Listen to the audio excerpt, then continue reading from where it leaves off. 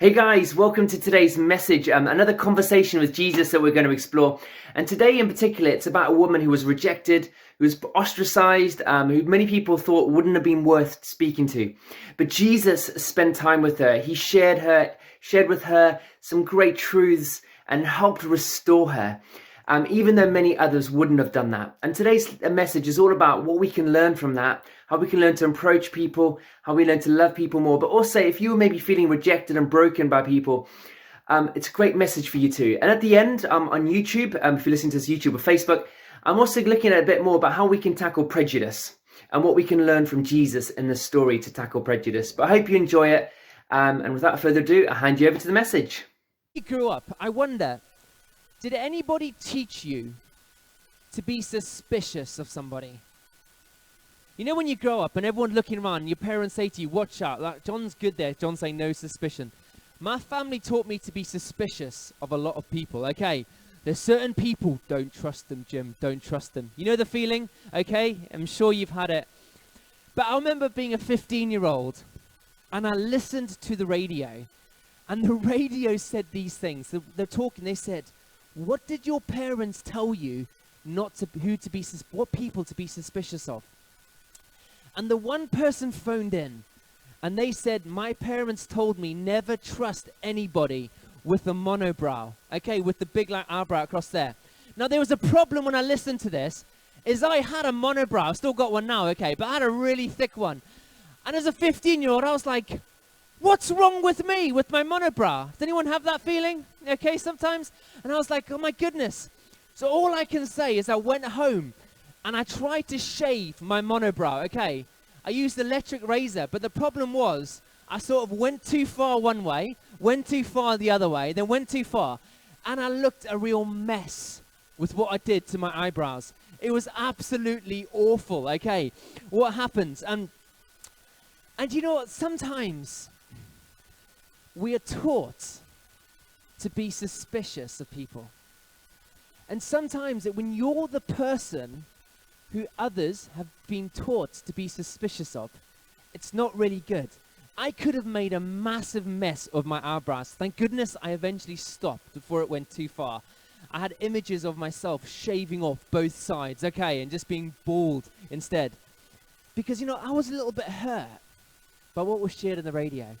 I thought, if that person on the radio thinks that they should be suspicious of me, who else thinks that? And I wonder for you, how many of you have been told maybe that you're bad before? How many of you have maybe had people not trust you because of who you are, the way you look, where you're from? Because you know, it's really, really hurts. And it's amazing how the way that we think about other people and the way that other people think about us can have a really big effect. It can make us feel shame, even at times when we shouldn't be ashamed of stuff. You know, I'm talked about this morning on the message on Facebook. It talked about the power of shame with Jesus and the woman in adultery. And today we're going to look at someone else who people were judging before they'd even met her. And it's in John chapter, John chapter 4.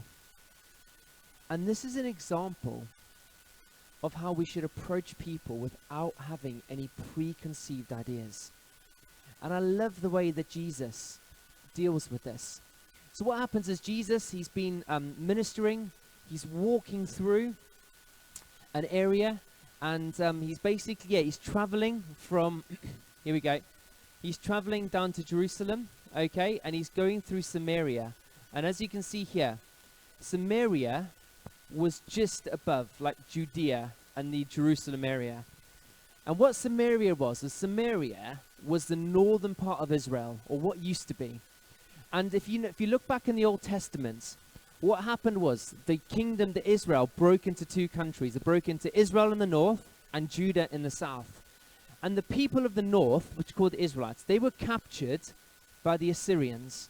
Now what the Assyrians used to do with this big people group, amazing empire, is they would capture people, and then when they captured a country, they would mix you up.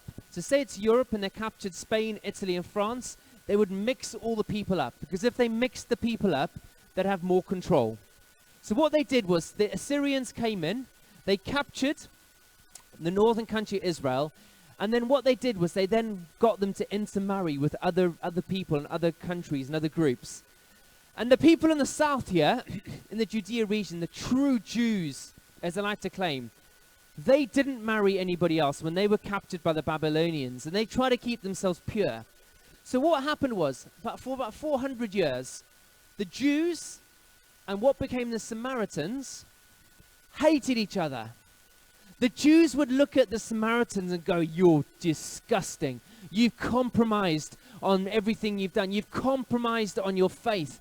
You've incorporated other gods into your worship." They would look at a Samaritan and they'd almost be spitting on the ground. They wouldn't want anything to do with a Samaritan.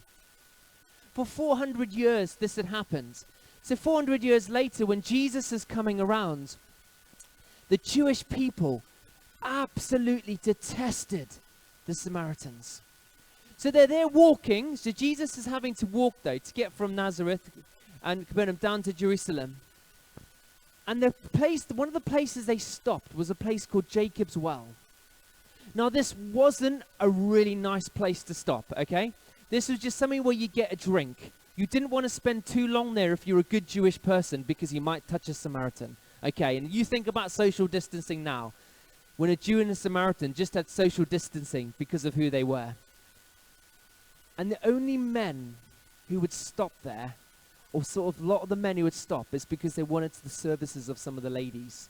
So they just didn't treat them. They just thought really lowly of the Samaritans.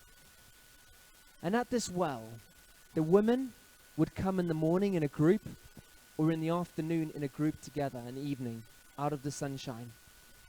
The only women who came by themselves were those who were being rejected, or those who were prostitutes. So Jesus is here in the midday sun, and he sits next to this well. His disciples go and get some food. And this is a conversation that took place. Jesus sees this woman and he says to her, "Will you give me a drink?" And the Samaritan woman said to him, "You are a Jew, and I am a Samaritan woman. How can you ask for a drink?" So Jesus just sees her. He's not done anything wrong. He just says to her, "Can you give me a drink of water?" Because she's getting water out. And she turns around and she goes, "No." Like basically, why are you talking to me? You're a Jewish person. You shouldn't be talking to me. She knew and understood the rules. But Jesus, he does what he does so well. He doesn't sort of give too much small talk. He goes straight to the point, and he starts talking to her a bit more. And he starts speaking to her about water. Now, if you read John chapter 4, you'll see he talks to her about water. And I talk about this a lot. But Jesus doesn't use holy language to talk to people. He uses normal words to talk to people. So he spoke to a woman who was getting water at the well about water. He spoke to fishermen about fish. He spoke to shepherds about shepherds. And if you'd met, he spoke to taxmen about money. Okay, he spoke to people on their level, and he does this again. But he starts then to go a little bit deeper, and he starts talking to her about God. And she answers him back. And then you get to these verses here when he says this. He says to her, "Go to call your husband and come back." "I have no husband," she replied. And Jesus said to her, "You're right. When you say you have no husband, the fact is, you've had 5 husbands, and the man who is not your husband, the man you live with now is not your husband. What you have said is quite true." Do you know what I love about Jesus here? Is Jesus could have walked up to this woman and gone to her, "Look, you're living with a man who's not your husband. You've already had 5 husbands. You're not a very good person, are you?" But if you notice, he doesn't do that. He's really gentle, and he determines not to shame her. But he wants to speak to her, and he wants to speak to her with love. And I've got a question. When you first heard, how many of these men even, did she divorce? How many men did she divorce? I think everyone's quiet. It says she had 5 husbands, isn't it? So how many men did she divorce? This woman had not divorced anyone. Do you know in those days, women couldn't divorce men. Only men could divorce women. This was a lady who, when we first hear her story about being divorced 5 times, we can think, oh my goodness, she's a man-eater. I'm blinking heck, how many husbands does she want? But she wasn't. She was a woman who'd been rejected 5 times. 5 different men had probably told her that she wasn't good enough. 5 times that she'd been told to get out. 5 times, every time you're sort of thinking, wow, over and over and over again.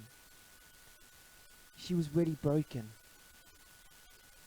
And here's Jesus, the Son of God, going up to her and saying, you know what? I know you're broken. I know that you've been through so much. But he says, I still choose to love you. And I still choose to spend time with you. Isn't that amazing? I don't know how you feel about that, but I'm like, wow. You know, this Jesus, a lot of other people would look at this woman and say, you know what, oh my goodness, what's going on? But Jesus doesn't feel that way. Instead, Jesus goes up to her and loves her and shows her compassion and doesn't shame her, even though he knows her story. Instead, he says to her, I've come to give you life. And this woman who started off talking to Jesus going, why are you talking to me? Runs back to her village and says, guys, I found the Messiah. I found the one. And this is what it says. Many of the Samaritans from that town believed in him because of this woman's testimony. He told me everything that I did. You know, Jesus knew the mistakes that the Samaritan woman had made. He knew everything she had got wrong. He knew her past, but he didn't hold it against her. Why? Because he loved her. Do you know, I'll tell you something? God knows every single thing that you've done wrong. Every little thing that you've done wrong, even your thoughts that you've messed up with, God knows about. And still, he's chosen to love you. And still, he's chosen to love you. You know, you may feel a failure. You may feel rejected. You may feel broken. You may feel ashamed. But God knows all of those things. And God has still chosen to love you. Isn't that amazing? It's not about you being good enough for God. That woman didn't have to repent of everything in that moment before she came to Jesus. Jesus just approached her and started speaking to her. God knows, yet he still reached out. He wants to give you a hope and a future. I was really challenged this week when I was out running. Has anyone ever heard of a lady called Jackie Pullinger? Has anyone heard of her? Some of you have. She was a lady, an incredible woman. I've heard about her, but the first time I heard her speak this week when I was out running, and I just couldn't stop listening to her. I was like, wow. I kept running even further to keep listening to my podcast. And she told this story. She went into Hong Kong, into an area just outside Hong Kong, and was full of drug addicts and prostitutes. And she talked about this one woman, the first woman they helped, and how she had a real mess in her background. Her father had literally slept with everybody in the family, and other stuff had happened. She'd been rejected from her home. She'd gone out. She'd eventually ended up living on the street. She became a prostitute. A real mess of a life. And Jackie Pullinger talked about the fact that they just loved this woman and showed her God's love. And she became a Christian. And a few years later, this woman got married in a white wedding dress because she was made pure and white by Jesus. Now, when I heard that story, I was like, wow. This woman was forgiven and given a fresh chance. And you know what? The way and impression I got from Jackie Pullinger was this. That woman didn't need to be told that she was a failure. She didn't need to be told that she was a mess. She needed to be told that Jesus loved her and cared about her. You know, if you guys, I encourage you, if you're here this afternoon, if you're listening online later, and you feeling like a mess, and you feeling like you've messed up, Jesus still loves you. Jesus is still reaching out to you. And guys, as Christians, we don't need to judge. We just need to love and point people towards Jesus. Hey guys, welcome to our Sunday supplement. It's a chance for us to go a little bit deeper into the things that I've just explored about Jesus and the Samaritan woman. And there's a couple of bits I just want to add on to the message that you've just heard that I spoke at the in-person service. And I think from this story, we can learn so much from Jesus about the way he handled a situation where a lot of people would have felt prejudiced. You know, the difference, as I explained in the message, between the Samaritans and the Jews and the way they felt about each other. And it wasn't great. And Jesus, when he spoke to this lady, he handled it with such love, grace, and care. And I think we can learn a few lessons as Christians and be challenged as Christians about how we face difference and how we face prejudice from Jesus' example here with the Samaritan lady. Because let's be honest, we live in a world where there's a lot of prejudice, there's a lot of differences, there's a lot of situations going on, and we have people in places of privilege and people in places of not privilege. There's people who look down on other folk. And we've seen it with the Black Lives Matters campaign, and we've seen the racial abuse that the footballers have suffered, and which is just unacceptable. And then I was just struck by the free school meals argument, where you had people in privilege looking down on those who have nothing and saying, you know what, guys, those people, they should be providing for their children more, they should be doing this, they should be doing that. And the question in my head is, why are we sitting and judging those families instead of helping them? And this idea of prejudice goes around. And also the other upside too is, I've seen so many people, for example, be against people with money. People haven't got money, so they're easy for them, they're rich, and hate rich people, or hate businessmen, or hate successful people, because they become prejudiced against them. And then we have the issue of race and nationality, and that there's so much prejudice that we feel, maybe even without realizing it, about other folk and about people. We can make general assumptions and have unconscious bias in ourselves. And I think Jesus handles difference, whether it's class difference, whether it's mistakes people have made, whether it's your religious background, whether it's your cultural background or ethnicity. Jesus handles it beautifully. And I think we can learn a lot of lessons from him here. And one thing that really struck me is, if you read the passage here, verse 27, after Jesus had the conversation, the ladies run off to tell the village, the disciples come back to Jesus and they say this. It says this in verse 27, just then the disciples returned and were surprised to find him talking to a woman. But no one asked, what do you want? And why are you talking with her? And the implications here are like, why was the disciples thinking, why was Jesus talking? Like, he's talking to a Samaritan woman. Why the heck is he talking? First of all, why is he talking to a woman about religion? Because, you know, everyone knows women aren't much. That's their mindset. And the other mindset was coming in here for them was, why is he talking to a Samaritan? And they were struggling with these issues. And we see later on in Acts how Peter, when he was around certain people, he sort of struggled with non-Jewish folk. He struggled with Gentiles. So the word the Bible uses for them. And there's a lot of bias going on in the disciples' life. But I think for ourselves, we can have a lot of bias in our lives. And we can have a lot of prejudice. And the way Jesus handled it, I think there's three things we can learn from the story. The first one is this. Jesus looks beyond the woman's mistakes. Okay, the first instinct here is you have people judging folk because of their background, because of the mistakes they've made. And Jesus doesn't judge her for the mistakes. Like, she's had 5 husbands and she's now living with a chap. Okay, there's some Christians that would be the most outrageous thing in the world and a moral immorality, and you shouldn't have anything to do with it. But the thing I love about Jesus is he knew the reasons for it. He knew that, understood that she was hurt, understood that she was probably abused and she'd been rejected by so many folk. And he didn't just look at her situation. He looked beyond her situation to the person behind the facade, the person behind the mask. He saw her as a person who needed love. He saw her as a person who was complex. And guys, wouldn't it be amazing if the way we approach people, especially if they made decisions we don't agree with, instead of coming at them with condemnation and judgment. We approach them with love and compassion and as people who God wants to restore. And that's the first thing that really jumps out to me here with prejudice. Sometimes we can be prejudiced against people because of their situations without actually looking at a person underneath it. The next thing Jesus does, I think he does this really well, is he looks beyond her religious background. Now, as I explained in the message, they had practices in Samaria that weren't good, that weren't right, that adopted other religions in.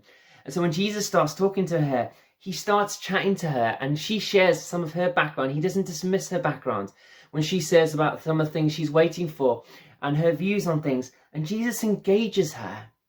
He engages her in a conversation, even though she is from a different religious background. He doesn't shout judgment at her.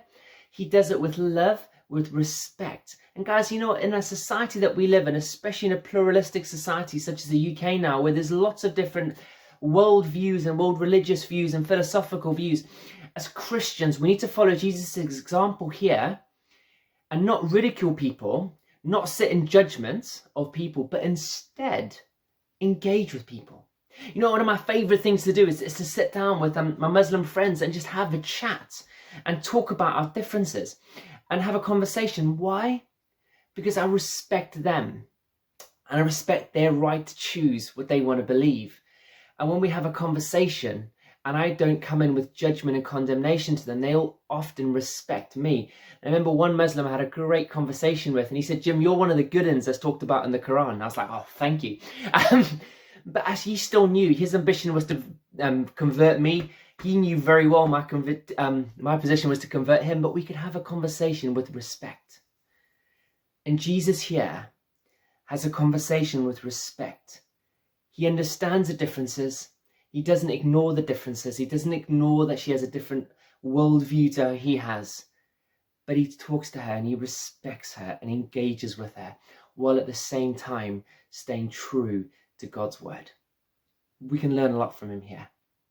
Then the next thing, and this is a bit that's probably a little bit controversial. I'm probably going to get stoned by somebody for one side because I know race is a huge issue.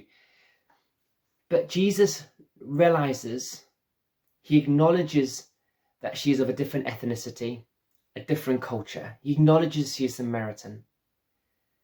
But he doesn't judge her for that. He embraces the fact that she's a Samaritan.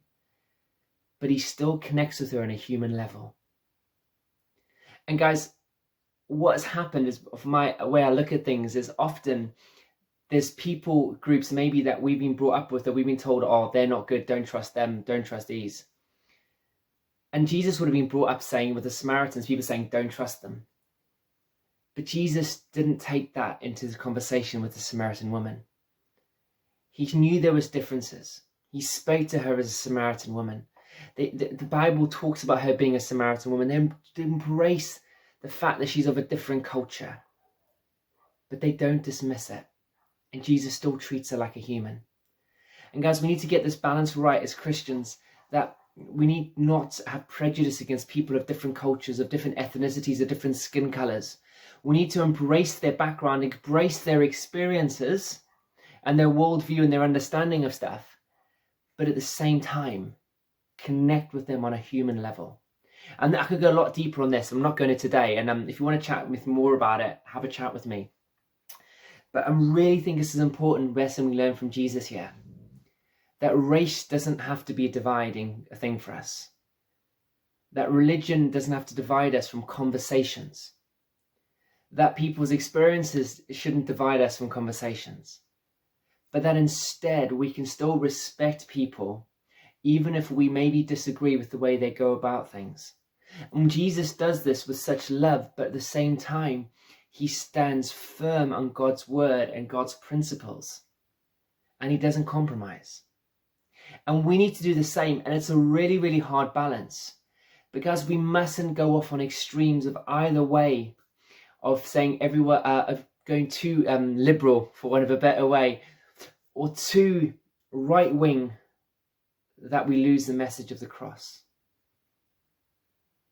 And guys, this is a really hard balance for us to do, but I encourage you to keep reading the story of the Samaritan woman. I keep saying Good Samaritan there, getting confused.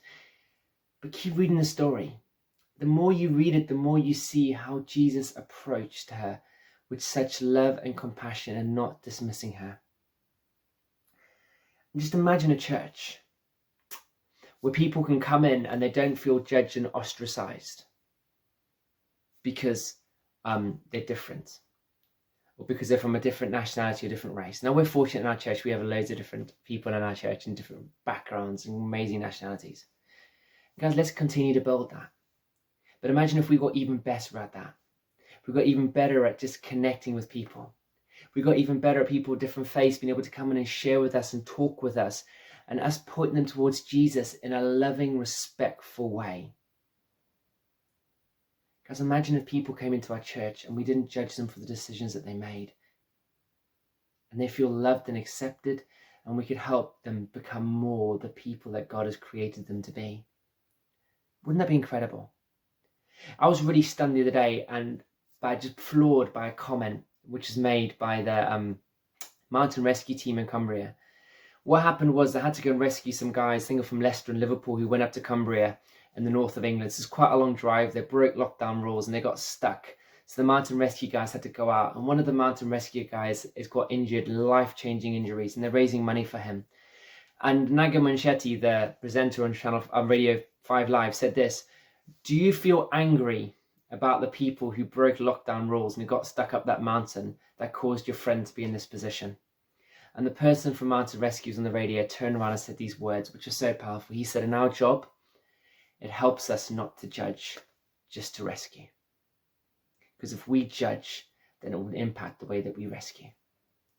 Guys, I'm going to hit this over and over again. Our job is not to judge.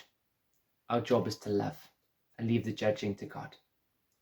So I hope this has been encouraging. I hope it's got you thinking. You may not agree with me. Hey, I'm chilled with that. You may agree with me, but let me know your thoughts. I'm happy to have a chat with you. Send me a message on Facebook, and then Jim J. Lowe, and also or email the church office. And we'd love to engage with you because I think this is such an important topic for us to get to grips with. But let's not judge. Let's instead love. Let's look beyond people's circumstances, backgrounds, religions, whatever it is, to love the person underneath and show them the love of Christ, which passes all understanding. Have a great day, and we hope to connect with you this week, whether it's at a Bible study or a course or at a church or tonight on Zoom or in the building. But we'd love to connect with you. Have a great day.